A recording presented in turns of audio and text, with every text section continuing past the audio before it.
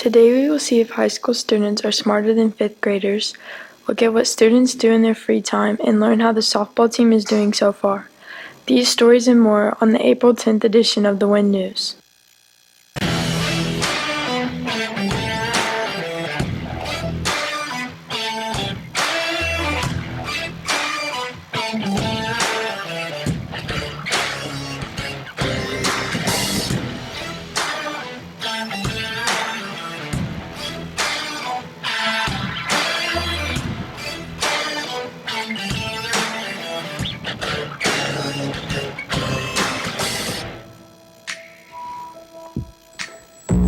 Good afternoon, I'm Kayla McMahon. As students have begun STAR testing, Brooke Smith and Millie Mayo quiz students to see if they are smarter than a 5th grader. Who was the first person to step on the moon? Neil Armstrong. I was in Billy Bob.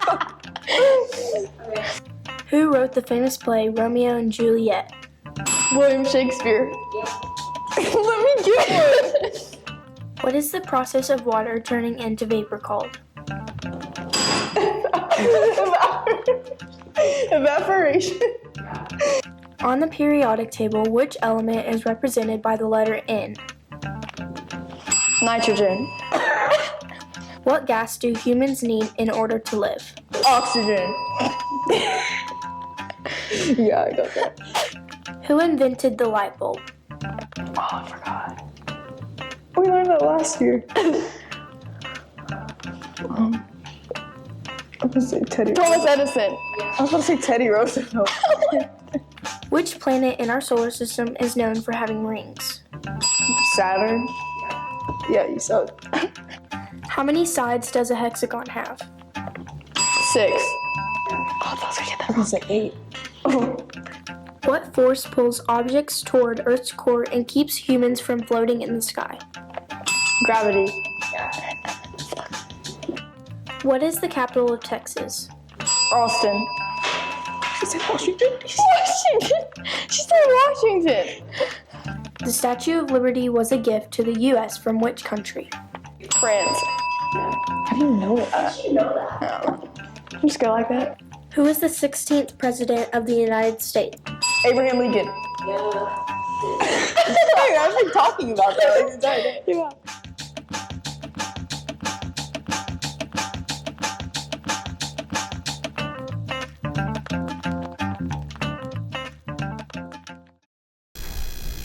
Thank you guys, and now for the news around the campus. The pre-K and kindergarten roundup will be today at 5:30 in the cafeteria.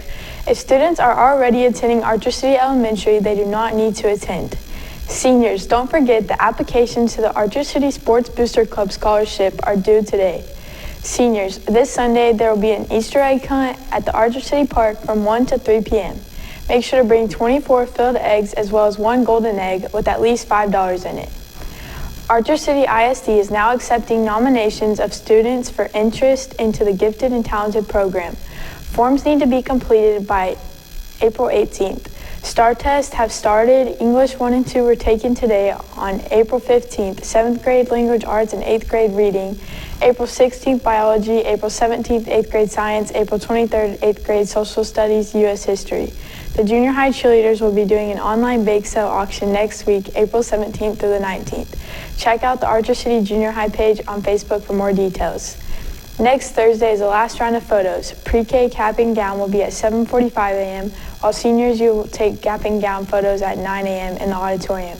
You will need your cap, tassel, gown, and dress clothes.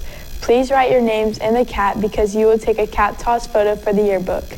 Group photos will be taken of FFA, FCCLA, NHS, Student Council, PALS, FCA, GT, District UIL computers, and yearbook, newspaper and broadcast staffs. The GT students will be competing community service projects. The junior high GT students will be at the Archer City Service Center for bingo and lunch today, while the high school will go Tuesday, April 22nd. Seniors, for your senior video, we suggest a baby/toddler photo, an elementary/middle school, 2 junior high/high school, a senior photo, and a group photo. Please send all pictures to Ms. Cox by April 28th. In the May 15th issue of the Cat's Claw, the staff is devoting a special section to the seniors. If you would like to purchase an ad to tell your senior how you feel, we're offering 2 sizes and prices. Please send info, photos, and money by April 28th to Ms. Cox. The following seniors need to turn in their permission slips: Zoe Hastings, Colin Hawks, and Alejandro Rodriguez. Students, your last chance to order a 2025 yearbook ends April 30th. You may order online at jostensyearbooks.com or turn in your order forms and payment to Ms. Cox. The Wildcat of the Week is Dakota Thomas for always helping Ms. Odom carry boxes. In this busy time of the year, Sam Gilmore and Jake Straczynski asked students what they would do in their free time. Students said what they do in their free time. My favorite thing to do with my friends is to go to Wichita and go eat and just ride around. Having sleepovers and going to the lake. My favorite thing to do with my friends is go eat at Taco Bell after school. My favorite thing to do in my free time is probably go fishing with all my friends, and yeah. In my free time, I like to go and take pictures with Adrena and focus more on my photography because it's something I would want to do in the future. My favorite thing to do in my free time is sleep. What I like to do in my free time is just play college football and Madden stuff on Xbox. So. This is Sam Gilmore and Jake Straczynski for Win News. Thanks, guys. Now let's head over to the Sports Corner. Hi, I'm Melanie, and Varsity softball teams were victorious. Serenity Jones and Addie Peters give us a look at how the Varsity softball team is doing so far this season. The girls talk about what they expect for the season. I think we should earn the district champ title. If we work together as a team, I think we will do really good and make it really far in playoffs. I think over the season we will grow as a team, and that will help us go further in playoffs. I think we'll go a lot farther than we did last year, especially since how much talent we have this year. Good, because we have a bunch of well-rounded players. By the end of the season, the girls want to accomplish some goals. To make it really far in playoffs. One of the goals I have for our team is to be more uplifting and just work together better. One of the goals I have for the team is to work more efficiently in practice and not joke around. Have better attitudes and be more uplifting when we make mistakes. One of the goals for the team is to make it deep in playoffs. The girls compare this year's team to last year's team. This season, we have a bunch of girls on the team, so we have a lot more competition for positions, and it's really exciting to see how the team works together. We have a lot more girls this season that can play different positions and are good at it. I think since there's a lot of new talent, everyone's been working harder. I feel like people have to work harder for their spots this year because we have more talent on the team.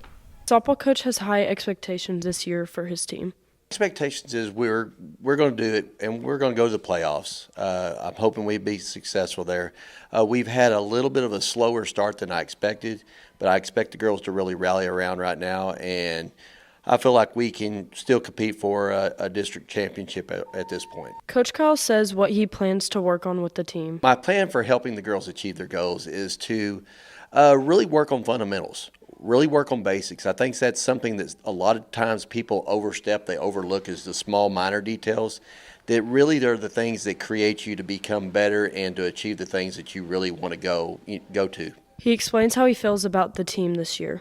I believe that having more individuals playing actually going to help us in the long run. It's made a little bit the team dynamic look a little bit interesting here at the beginning and through the middle of the season. But obviously more depth of talent that you have overall has to help you in the long run. This is Addie Peters and Serenity Jones reporting for Win News. Today, the baseball team will travel to Olney. Game starts at 5 p.m. The softball team will play at noon Saturday in Electra. At Monday's district golf tournament, Corey Keeter placed second, and the girls' team of Keeter, Chloe Becker, Chevy Wallace, and Kinley Dotson finished second. They will compete next Monday and Tuesday at the regional golf meet in Ferris. The tennis team will compete in a tournament in Seymour on Monday and Tuesday. The softball teams will play Windthorst starting at 4 on Tuesday. That's it for sports news. Thanks, Millie Mayo. That's a wrap for this week's edition of the Wind News. Have a great rest of your week, Wildcats.